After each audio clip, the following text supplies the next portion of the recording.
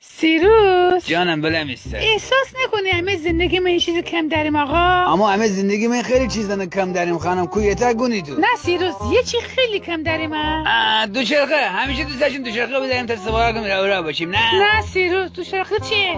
به خدا بفهمم موتور برق. ایشه تخته سر اما زک کم داریم سیروس ولی خب موتور برق هم خانیم نون فقط هر روز برق قطع کنن بیابی و گرمایی ولو بگدیم همون. ای سمیه منم دوست دارم بابام. اگر اون موقع چند بیت کوین ایتی به الان پولار بیت کوین چی؟ دلار من سمیه اون موقع موف میری بگن ایت الان ببردن پولار اون. اگر ایتی به الان همیشه داشتی زک داشتی موتور برق داشتی ماشین داشتی میری نیسون از کنه همیشه داشتی. بیت کوین سیروس این کارا واسه برق قطع کننده. و بده خانم مهم اینه که هم با هم عشق کنیم. بیت که شاگرم بنا جان بوما جان بیه ای بی صبر قنده باشو شانس دلست که سیاه بره یه وقت از این مردم همه که شهیدن نیامونم برق باشو آباد سمیه لیلونگولا ابدن گودم خاک میسته